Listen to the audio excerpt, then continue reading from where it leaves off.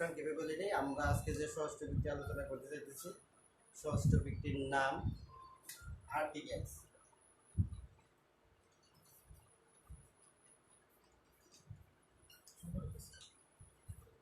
এই আর্টিকেলস খুব সহজ, এই কারণে সহজ, এই বিষয়টা মানে তোমরা বিগত ক্লাসে বা বিগত শ্রেণীতে এই বিষয়গুলো নিয়ে তোমরা অলরেডি পড়াশোনা করে আসছো, বা এই বিষয়গুলো নিয়ে তোমরা অনেকটাই অলরেডি জ্ঞান আহরণ করেছো। তারপরেও যেহেতু আমাদের চলতি সিলেবাসের একটা পাঠ্যসূচি অন্তর্ভুক্ত, এটা আমাদের আলোচনার দাবি।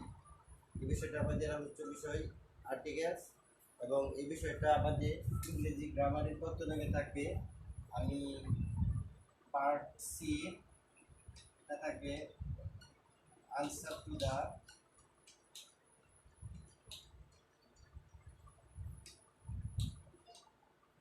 আমাদের আজকে টপিকটি আর্টিকেলস।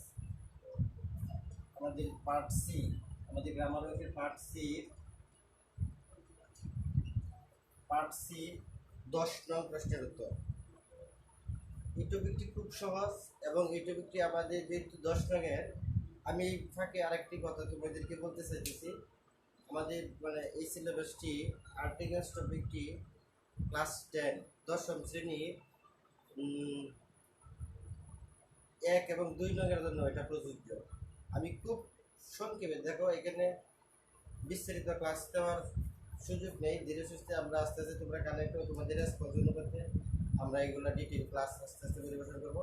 খুব সংক্ষেপে যেহেতু আলোচনা করবো, আশা করি তোমরা এই টপিকটিতে উপকৃত হবে। আর্টিকেলস যেহেতু আমাদের আলোচ্য বিষয়, তোমরা নিশ্চয়ই জানো আর্টিকেলস শব্দের অর্থ কি। আর্টিকেলস আসলে আক্ষরিক অর্থের দিকে যাওয়ার সুযোগ নেই, আর্টিকেলস ব্যাকরণ বা গ্রামারগত দিক থেকে আর্টিকেলস শব্দের অর্থ পদাশ্রিত নির্দেশক।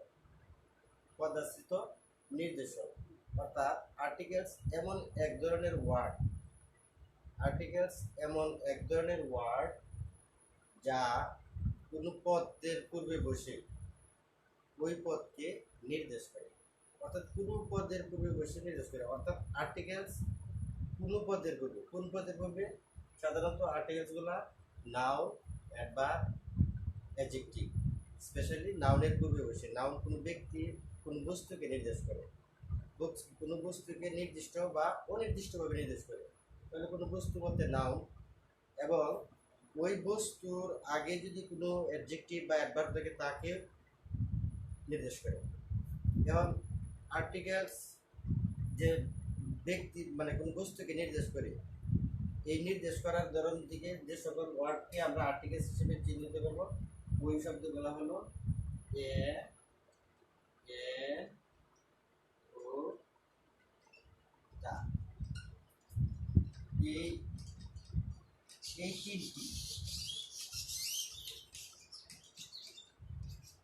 এই তিনটিকে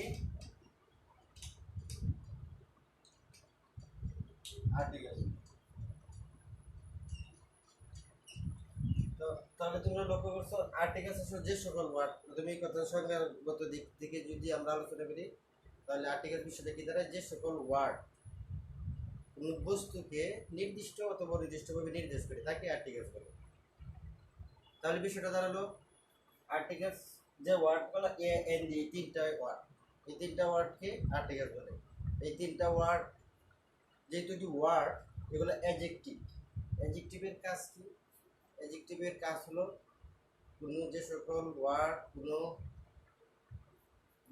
ওয়ার্ড দ্বারা কোনো কিছু সংখ্যা, অবস্থা, দোষ, গুণ ইত্যাদি পরিমাপ করা বোঝায়, তাকে অ্যাডজেক্টিভ বলে।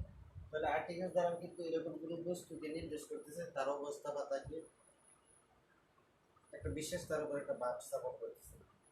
মনে করো আমি যদি এমন একটি উদাহরণ দিই,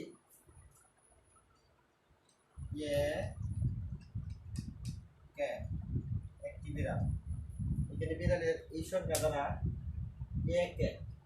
একটা আর্টিকেলস, এর দ্বারা কি আমরা বুঝতেছি? একটি বিড়াল। তাহলে এখানে একটা সংখ্যার ধারণা পাইতেছি, আর্টিকেলস হিসেবে এটা আর্টিকেল নির্দেশও করতেছে, প্লাস একটা সংখ্যার ধারণা দিতেছে। যেহেতু এটা সংখ্যার ধারণা দিতেছে, সেহেতু এটা ক্যাটকে নির্দেশ করতেছে একটি সংখ্যা, একটা অ্যাডজেক্টিভ। এমনভাবে যদি আমরা আরেকটু গভীরের দিকে তাকাই, আর্টিকেলসগুলা তাহলে যদি সারসংক্ষেপে আমি তোমাদের কাছে বলতে চাই, আর্টিকেলস হলো যে সকল ওয়ার্ড কোনো বস্তুকে নির্দিষ্ট বা অনির্দিষ্টভাবে নির্দেশ করে তাকে আর্টিকেল বলে। তাহলে আর্টিকেলস দুই প্রকার, ইনডিফিনিট আর্টিকেলস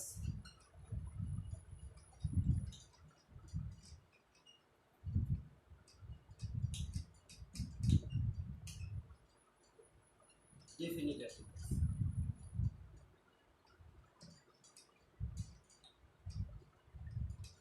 ইনডিফিনিট আর্টিকেলস যে সকল আর্টিকেলস কোনো বস্তুকে অনির্দিষ্টভাবে নির্দেশ করে তাকে ইনডিফিনিট আর্টিকেল। ইনডিফিনিট আর্টিকেলস হচ্ছে যে অনির্দিষ্ট পদ্ধতিতে নির্দেশ করে, অর্থাৎ কোনো আননোন থিংস, কোনো আননোন বস্তুকে নির্দেশ করে। যে বস্তুকে নির্দেশ করছে তা আমাদের কাছে স্পষ্ট না। এরকম যদি যে আর্টিকেলগুলোকে এভাবে নির্দেশ করে এগুলোকে বলা হয় ইনডিফিনিট। ইনডিফিনিট কথার অর্থে অনির্দিষ্ট। ডেফিনিট নির্দিষ্ট। ডেফিনিট কথার অর্থ হলো নির্দিষ্ট, অর্থাৎ যে আর্টিকেল কোনো বস্তুকে নির্দিষ্টভাবে নির্দেশ করে তাকে ডেফিনিট আর্টিকেল বলে।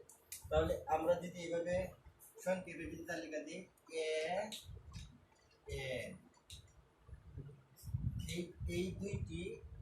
এই দুইটি ইনডিফিনিট আর্টিকেলস এবং দা এটি ডেফিনিট আর্টিকেলস।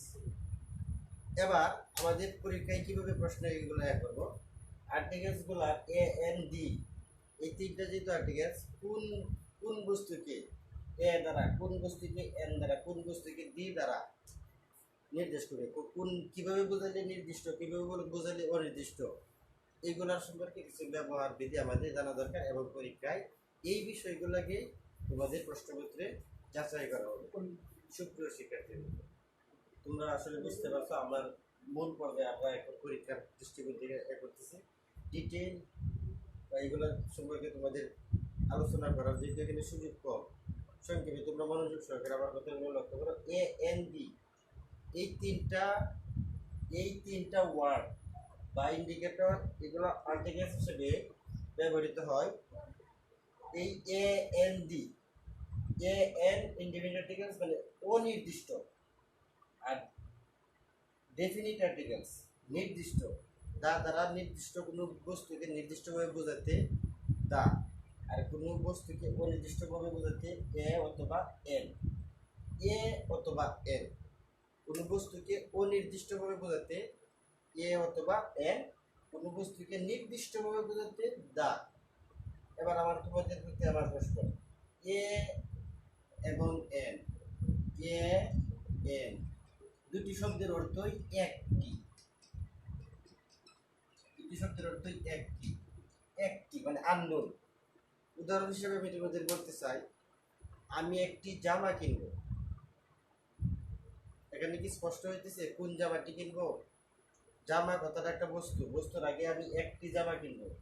আবার আমি যদি বলি আমি জামাটি কিনেছি, তাহলে নিশ্চয়ই এটা ক্লিয়ার, তোমার কাছে নির্দিষ্ট পরিচিত হইতে। জামাটি কিনেছি, তাহলে তোমাকে জামাটিকে তোমার দৃশ্যের ভিতর আছে অথবা তোমার অনুধাবনের ভিতরে রাখছি।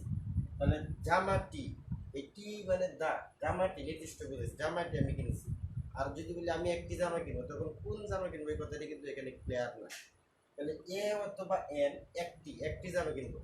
এ শব্দের অর্থ একটি, এন শব্দের অর্থ একটি। এবার তোমরা লক্ষ্য করো, যেহেতু এ শব্দের অর্থ একটি, এন শব্দের অর্থ একটি, তাহলে কি এখানে দুইটা আর্টিকেলস অনির্দিষ্ট।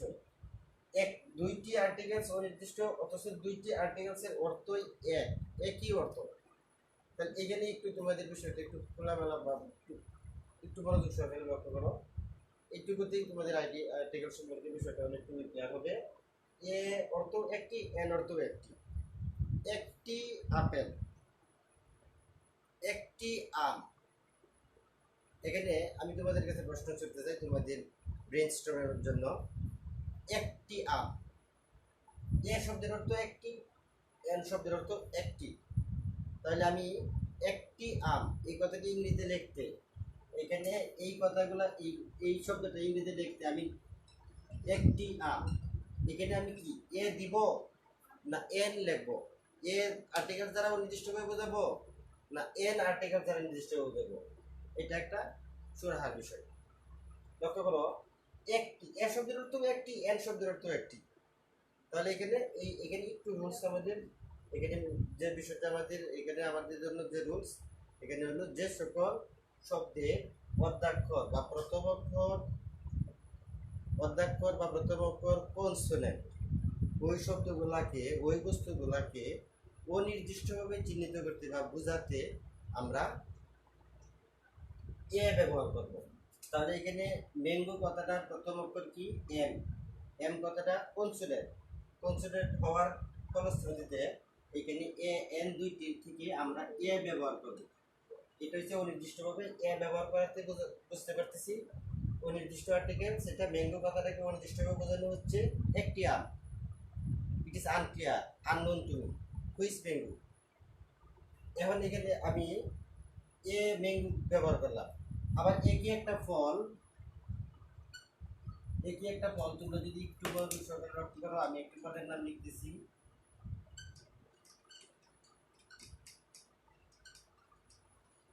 অরেঞ্জ। অরেঞ্জ কথাটি একটি ফলের নাম। এখানে আমি মন চাইলাম একটি, যেহেতু অনির্দিষ্টভাবে একটি ফলকে বোঝাইতেছি, এখানে কি আমি এ দিব? এ অরেঞ্জ, যেহেতু এ শব্দের অর্থ একটি, এন শব্দের অর্থ একটি, এ এন। তাহলে এখানে আমি কি দিতে পারি? তাহলে এখানে আমি কি দিব? এ অরেঞ্জ দিব না। তাহলে বিষয়টা আগের মধ্যে ঠিক, যে সকল ওয়ার্ড এর অর্ধাক্ষর বা প্রথম লেটার কনসোনেন্ট, এই সকল ওয়ার্ডের বেলায় প্রথম অক্ষর মানে আর্টিকেলস অনির্দিষ্টভাবে বোঝাতে এ, আর যে সকল ওয়ার্ডের প্রথম অক্ষর ভাওয়েল, এই সকল ওয়ার্ডের ক্ষেত্রে অনির্দিষ্টভাবে বোঝাতে আর্টিকেল দিতে হইব এন। তাহলে আমরা জানি ইংরেজি বর্ণমালা 26টি। এই 26টি বর্ণমালায় এ, ই, আই, ও, ইউ এই 5টিকে ভাওয়েল বলা হয়। যে সকল ওয়ার্ড ভাওয়েল দ্বারা ফ্রেমিং বা গঠিত বা শুরু হয়, ওই সকল ওয়ার্ডের ক্ষেত্রে আমরা অনির্দিষ্টভাবে ওই সকল বস্তুকে বোঝাতে এন দিব। আবার যে সকল ওয়ার্ডকে কনসোনেন্ট দ্বারা গঠিত মানে বানান স্পেলিং করা হয়, ওই সকল ওয়ার্ডের ক্ষেত্রে অনির্দিষ্টভাবে বোঝাতে আমরা দিব এ। তাহলে বিষয়টি clear? A, E, I, O, U এই 5টি ভাওয়েল, এই 5টির ব্যতিরিকে বাকি 21টি কনসোনেন্ট। যদি বাকি 21টি কনসোনেন্ট দ্বারা হয়, এটা হচ্ছে ফর্মাল রুলস, একদম সাধারণ কথা। অনির্দিষ্টভাবে কোনো কিছু বোঝাতে এ অথবা এন দিব। এ অথবা এন এর ফয়সালা, এ অথবা এন। যদি কোনো শব্দের প্রথম অক্ষর কনসোনেন্ট দ্বারা শুরু হয়, তখন ওই শব্দকে অনির্দিষ্টভাবে বোঝাতে আমরা এ দিব।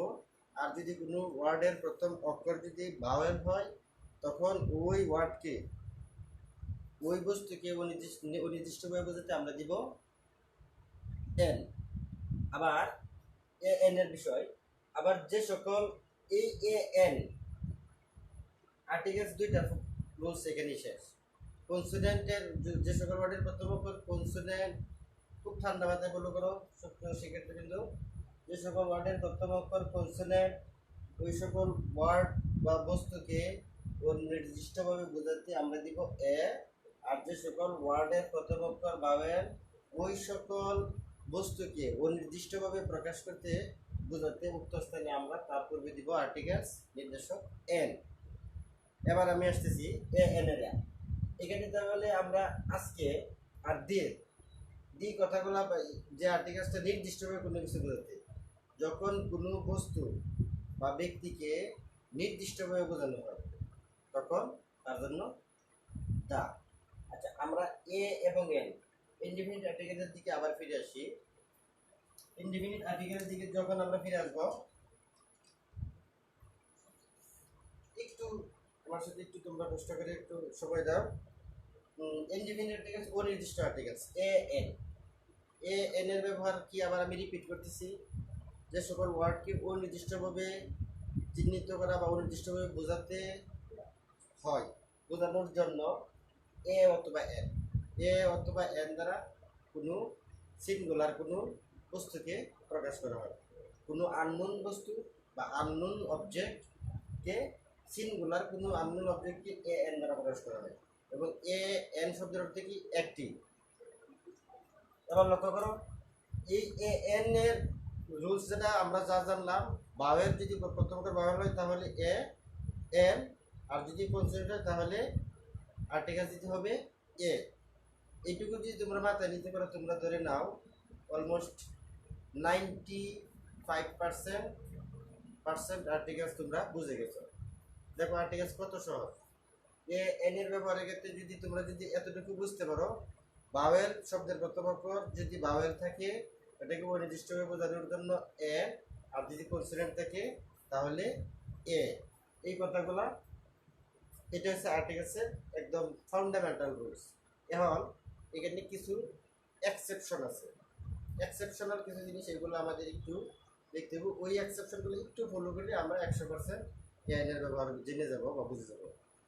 এন এর ব্যবহারের ক্ষেত্রে আমরা যে গতানুগতিক যে রুলস বা যে পদ্ধতি আমরা জানলাম খুব সহজ, আর এটার এক্সেপশন হলো কিছু কিছু ক্ষেত্রে এই রুলস এর ব্যতিক্রম, অর্থাৎ একই পদ্ধতি অনুসৃত হয় না বা এই পদ্ধতি অনুসরণ করে এটার জন্য প্রযোজ্য হয় না, তখন এটাকে বলা হয় ব্যতিক্রম।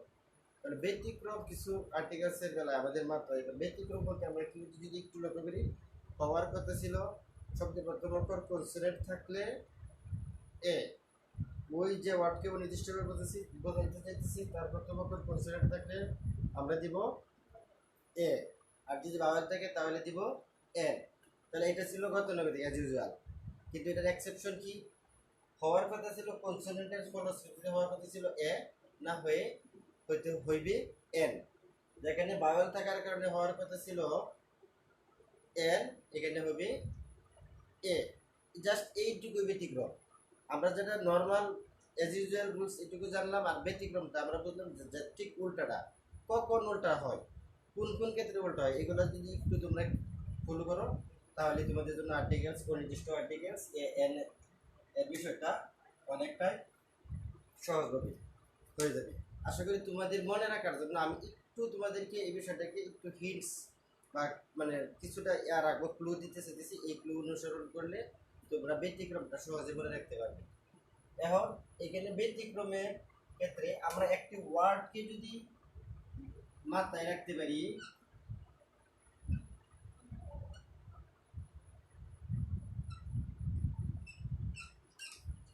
হাউস। হাউস একটা ওয়ার্ড, এই শব্দটা আমরা তো 95% আর্টিকেল শিখে গেছিলাম, তাই না? এন এর ব্যবহার 95% শিখে গেছি, 5% এটা ব্যতিক্রম। ব্যতিক্রমের জন্য তোমাদের হাউস কথাগুলো যদি একটু মনে রাখতে পারো তাহলে তোমাদের আর্টিকেলসের ব্যতিক্রম বিষয়গুলো তোমরা মনে রাখতে পারবে এবং খুব সহজে আয়ত্তে নিতে পারবে। সুপ্রিয় শিক্ষার্থী, লক্ষ্য করো এইস, হাউস কথাটা কিন্তু বাড়ি বা ওই রকম কিছু না। এই 5টা ওয়ার্ড দ্বারা যে হাউস শব্দটা গঠিত হয়, এইস কথাটা একটা ইংরেজি কনসোনেন্ট, ইংরেজি বর্ণমালার কনসোনেন্ট একটা বর্ণ। এই কনসোনেন্ট যখন কোনো কোনো ক্ষেত্রে এইস, মনে করো লক্ষ্য করো ওনেস্ট অথবা ওয়ানার অথবা ওয়ানার্স, এরকম অনেস্ট, ওয়ানার্স, ওয়ানটা ইংরেজির বেলায় আমরা লক্ষ্য করো আওয়ার, এই ধরনের শব্দগুলো যখন হয় এখানে এইচ কথাটা সাইলেন্ট লেটার হিসেবে থাকে। সাইলেন্ট লেটার হিসেবে এইচ, অর্থাৎ এখানে এইচ এর উচ্চারণ অনুচ্চারিত থাকে বা উজ্জ থাকে। যেহেতু এই ধরনের কিছু কিছু ক্ষেত্রে আমরা লক্ষ্য করবো অনেস্ট, আওয়ার, অনার, ওয়ানার্স, এরকম কিছু শব্দ আছে যেগুলাতে এইচ অধ্যাপক এইচ থাকা সত্ত্বেও এইচ সাইলেন্ট, অনুচ্চারিত বা অস্পষ্ট, বা এই যে সকল শব্দগুলার এইচ থাকার সাথে উচ্চারণ আর মতো হয়, এই ধরনের ক্ষেত্রে এইচ কনসোনেন্ট হওয়া সত্ত্বেও এই শব্দগুলোর পূর্বে আর্টিকেলস কনসোনেন্টের ফলে ধরুন এন, এ বসার কথা কিন্তু উল্টা বসবে এন, উল্টা বসবে এন। বিষয়টা আমি আবার ক্লিয়ার করছি। এক্সেপশনাল লেভেল, ফর্মাল রুলসে আমরা জানি বাওয়েলের ক্ষেত্রে এন, কনসোনেন্টের ক্ষেত্রে এ। এখন আমরা যে বিষয়টা আছে এটা ব্যক্তিগত, কনসোনেন্ট থাকা সত্ত্বেও এ বসার কথা কিন্তু তার স্থলে বলবো এন। তাহলে আমরা হাউজের মধ্যে এইচ এর বিষয়টা আলোচনা করলাম। এইচ কিছু কিছু বর্ণের ক্ষেত্রে এইচ সাইলেন্ট লেটার হিসেবে কাজ করে, তখন এখানে আর্টিকেলসের বিষয়কে সরাহ করার জন্য আমরা এইচ এর ক্ষেত্রে যদি দেখি এইচ সাইলেন্ট বা অনুচ্চারিত, তখন এর পরিবর্তে হবে এন। এবার লক্ষ্য করি আমরা ও কথাটা দ্বারা কি বুঝাইতেছি।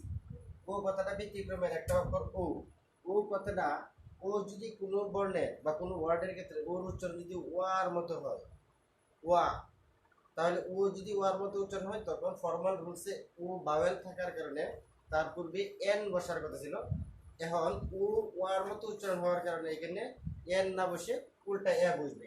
মনে করো আই, ওয়ান, ওয়ান টাকা নোট, অথবা ওয়ান আয়েট ম্যান।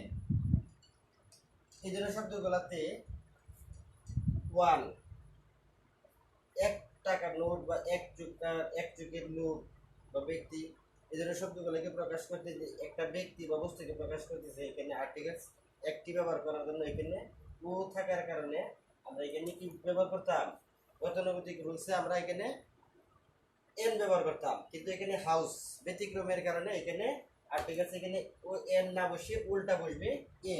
তাহলে আমরা হাউজের যে আমরা রুলসগুলো অনুসরণ করতেছি, হাউজের ওর বিষয়টা হলো ও যদি ওয়ার মতো উচ্চারিত হয় তখন এটার বিধি কি আর্টিকেলস আমরা পরীক্ষা হলে এই ধরনের শব্দের ক্ষেত্রে আমরা কিভাবে এটা পূরণ করবো, ইউজ অফ আর্টিকেলসের এই রুলসটা আমরা মনে রাখবো। হাউস কথাটার দ্বারা আমরা ব্যতিক্রম শব্দগুলোকে আমরা মনে রাখতে পারবো। ও যদি ওয়ার মতো হয় তখন আমরা এখানে ভাওয়েল থাকা সত্ত্বেও এন এর স্থলে আমরা দিব এ। এবার লক্ষ্য করো ইউ, এখানে হাউসের 3 নাম্বার বর্ণ আমাদের যা আসছে, আমাদের এখন 3 নাম্বার যে বর্ণটা যদি লক্ষ্য করি ইউ, ইউ বর্ণটা আমরা জানি ভাওয়েল। তাহলে এটা যেহেতু ভাওয়েল, তাহলে তোমরা তো নিশ্চয়ই মানে তোমরা জানো ভাওয়েল হওয়ার কারণে এটার পূর্বে কি আর্টিকেলস বা যে সকল ওয়ার্ডের পূর্বে ইউ, যেহেতু একটা ভাওয়েল ইউ কোনো শব্দ থাকার কারণে ওই শব্দগুলোর পূর্বে আমরা দিতাম এন দিতাম। লক্ষ্য করো আমব্রেলা, আমব্রেলা অথবা আগলি, অথবা এই ধরনের শব্দগুলোর ক্ষেত্রে আগলি ম্যান, এই ধরনের শব্দগুলোর ক্ষেত্রে আমরা কি দিতাম এন দিতাম। কিন্তু এখানে এই এন এর পরিবর্তে আমরা এখানে ইউ দ্বারা এমন কিছু শব্দ আছে যে সকল শব্দের প্রথম অক্ষর উচ্চারণের ক্ষেত্রে ইউ থাকা সত্ত্বেও ইউ যদি ইউ এর মতো উচ্চারিত হয় তখন ওই সকল শব্দের ক্ষেত্রে ভাওয়েলের মতো নিয়ম থাকা সত্ত্বেও এটা ব্যতিক্রম হবে, ইউ এর এন এর পরিবর্তে এ হবে। লক্ষ্য করো unique, Allah is unique, unique, অথবা আমি যদি বলি ইউনিফর্ম, এই শব্দগুলো প্রথম লক্ষ্য করো তোমরা ইউনিয়ন, ইউনিট, এমন অনেক শব্দ আছে যা উল্লেখ করার এখানে সুযোগ নাই। এই শব্দগুলোতে প্রথম করে ইউ, ইউ থাকা সত্ত্বেও এই শব্দগুলোর প্রথমে ইউ থাকা সত্ত্বেও এখানে আর্টিকেলস কি এন বসার কথা, কিন্তু এখানে ইউ যেহেতু ইউ এর মতো উচ্চারিত হয়েছে বিধায় এখানে এন না বসে উল্টা ব্যতিক্রম পদ্ধতির নিয়মে এখানে কি বসবো এ বসবো। তাহলে unique, Allah is a unique, Allah is a unique, মানে ইউনিফর্ম, ইউনিয়ন এমন যা আছে সেগুলোর মধ্যে ঠিক এভাবে ইউ এর উচ্চারণ হওয়ার কারণে এন না বসে উল্টা এ বসবে। একটু লক্ষ্য করো ব্যতিক্রমগুলো থেকেই তোমাদেরকে আমি গুরুত্ব দিচ্ছি। সাধারণত পরীক্ষায় যে আর্টিকেলসের ক্ষেত্রে ব্যতিক্রমগুলো বেশি আসে, আর্টিকেলসের ক্ষেত্রে ব্যতিক্রমগুলো থেকে একটা মাস্ট পরীক্ষায় তোমাদের যাচাই করার জন্য এখানে তোমাদের কাজ দেয়। ইউর পরে আমরা যদি পরবর্তী চতুর্থ ওয়ার্ডের দিকে যাই, হাউসের S, house, house S, S কথাটা মানে কি? এস তো আসলে আচ্ছা আমরা এস এর কথাটা আমি খুলে করে বলতেছি। এস, এস হয়েছে আমরা লক্ষ্য করো কিছু কিছু ক্ষেত্রে আমরা কিছু কিছু শর্ট ফর্ম ব্যবহার করি। এস এস সি, আসলে S S C, H S C, JDC, M A, MBBS, FRCS, এই ধরনের এমপি, ওই ধরনের কিছু কিছু শব্দগুলোকে যখন আমরা ব্যবহার করি তখন এগুলো কিন্তু আসলে আমরা খুব সংক্ষিপ্ত ওয়ার্ড ব্যবহার করি। লক্ষ্য করো এমপি, এখানে এমপি বলতে member of parliament, MBBS bachelors of medicine, bachelors of surgery. আমি যদি বলি SSC secondary school certificate, JDC junior Dakhil certificate, Dakhil certificate, এই শব্দগুলোতে শর্ট দ্বারা এই এস দ্বারা আমরা বুঝবো শর্ট, শর্ট এস দ্বারা বুঝবো আমরা কি শর্ট মানে সংক্ষিপ্ত, শর্ট দ্বারা বুঝবো আমরা সংক্ষিপ্ত। এমন কিছু শব্দ আছে ইংরেজিতে যেগুলা সংক্ষিপ্ত, টোটাল সম্পূর্ণ ওয়ার্ডকে প্রতিনিধিত্ব করে একটা বর্ণ দ্বারা। তাহলে আসলে এই বর্ণগুলা বর্ণ হলেও এটা আসলে কি ওয়ার্ডকে রিপ্রেজেন্ট করে। যেমন এমপি, মেম্বার অফ পার্লামেন্ট, এই ধরনের শব্দ M, he is an M A. একটা উদাহরণ আমি দিতে চাইতেছিলাম, মনে করো তিনি M A pass, BA pass, M A. M A কথাটার অর্থ আমরা যদি মানে সংক্ষিপ্তভাবে এটাকে এলাবোরেট করি, মাস্টার্স অফ আর্টস। তাহলে এম কথাটা দ্বারা কিন্তু মাস্টার্স বোঝাচ্ছে, এ কথাটা দ্বারা আর্টস বোঝাচ্ছে। এই ধরনের সংক্ষিপ্ত শব্দগুলোর ক্ষেত্রে আমরা আর্টিকেল 7 আমরা এই হাউজের ব্যতিক্রম নিয়মে, তাহলে আমি যদি একটা উদাহরণ দিই, তোমরা পরীক্ষা দিলে এরকম ভাবে একটা উদাহরণ আসে, একটু বলো, লক্ষ্য করো। He is dash M A. এখানে আমি বলছি তিনি, বাংলাতে আমি তোমাদের অর্থ করবো তিনি একজন এম এ। তিনি বলতে কি আমি জানি না, তিনি একজন এম এ। এই এম এ, এম এ কথাটা পূর্বে এখানে 2 শূন্যস্থান আর্টিকেলস দেওয়া, তুমি এখানে কি আর্টিকেলস দেবা? অনির্দিষ্টভাবে বোঝাতে এ অথবা এর থেকে এখানে আমরা কি দেব? He is an M A, he is an M A. লক্ষ্য করো এখানে এম কথাটা কিন্তু কনসোনেন্ট, কনসোনেন্ট সত্ত্বেও এখানে আমি কি দিতেছি? এন দিতেছি। কেন দিতেছি এন? এটা ব্যতিক্রম বুঝতে পারছি। এম কথাটার উচ্চারণের গলায় এ। তোমরা যদি এটা প্রনাউন্সিয়েশনে আনতে চাও, এম কথাটা এ, তাহলে এটা এ কিন্তু ভাওয়েলের উচ্চারণ আসতেছে। এই ধরনের ক্ষেত্রে আমরা এভাবে সংক্ষিপ্ত বর্ণগুলোর ক্ষেত্রে আমরা উচ্চারণের প্রনাউন্সিয়েশনের ক্ষেত্রে আমরা লক্ষ্য করবো কিভাবে ভাওয়েল না কনসোনেন্ট আসতেছে, এই উচ্চারণের লক্ষ্য করে আমরা এই শর্ট ফর্মগুলোকে ব্যবহার করব। এসএসসি, এমবিবিএস, এমএ, বিএ, এরকম শব্দগুলো। ই, এবার আমরা হাউস কথাটার ব্যতিক্রমের ক্ষেত্রে আর্টিকেলস এ এল এর ব্যতিক্রমে আর্টিকেলস ই এর ক্ষেত্রে আমরা যে বিষয়টা আনতেছি, ই কথাটা দ্বারা কি বোঝায়? ই আসলে আক্ষরিক করতে ই এটা একটা ভাওয়েল। তাহলে আমরা জানি যে সকল শব্দ প্রথম করে ভাওয়েল, তার পূর্বে কি বসে? আর্টিকেলস এন বসে। কিন্তু আসলে না, এটাই নিয়ম। কিন্তু এখানে একটু ব্যতিক্রম লক্ষ্য করো। যদি ই থাকা সত্ত্বেও কোনো শব্দের প্রথম অক্ষর ই, কোনো ওয়ার্ডের প্রথম বর্ণ ই থাকা সত্ত্বেও, প্রথম লেটার ই, কিন্তু উচ্চারণের বেলা হইতেছে ইউ এর মতো।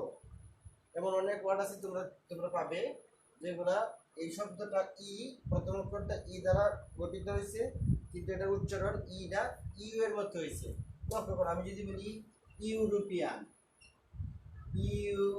ইউরোপিয়ান, ইউরোপিয়ান অথবা ইউরোপ, এরকম শব্দ, এখানে তিনি একজন ইউরোপিয়ান, তাহলে ই কথাটা থাকা সত্ত্বেও এখানে কিন্তু ইউ এর মতো উচ্চারণ হয়েছে। তাহলে এখানে এন না বসে উল্টা কি বসবে? এ বসবে। এটাই ব্যতিক্রম। তাহলে আমরা আর্টিকেলস এন এর ব্যবহার সম্পর্কে আমরা কি জানলাম? যদি কোনো ওয়ার্ডের প্রথম অক্ষর ভাওয়েল থাকে তাহলে এখানে অনির্দিষ্টভাবে বোঝাতে এ দিব, আর যদি কনসোনেন্ট থাকে মানে ভাওয়েল থাকলে এন দিব, কনসোনেন্ট থাকলে এ দিব। আর সাধারণত যে সকল ক্ষেত্রে আর্টিকেলস এন এর ব্যবহার করা হয়, সাধারণত কোনো নির্দিষ্ট বস্তুকে বোঝায়, যে কোনো নির্দিষ্ট বস্তুকে বোঝাইতে এন বোঝায়, এ বোঝায়, এ অথবা এন। এবং কোনো সিঙ্গুলার কোনো বস্তুকে বোঝাইতে এ, বা কোনো মাত্রা বোঝাতে, গতি বোঝাতে, কোনো মানে একক বোঝাতে, এই ধরনের ক্ষেত্রে আমরা এ বা এই ধরনের এন এগুলো ব্যবহার করবো। এবার সব খুব দ্রুত আমি তোমাদের বিরক্তির কারণ না হয়ে যায় সেই বিবেচনায় আমি ক্লাসটি দ্রুত শেষ করতে চাইতেছি।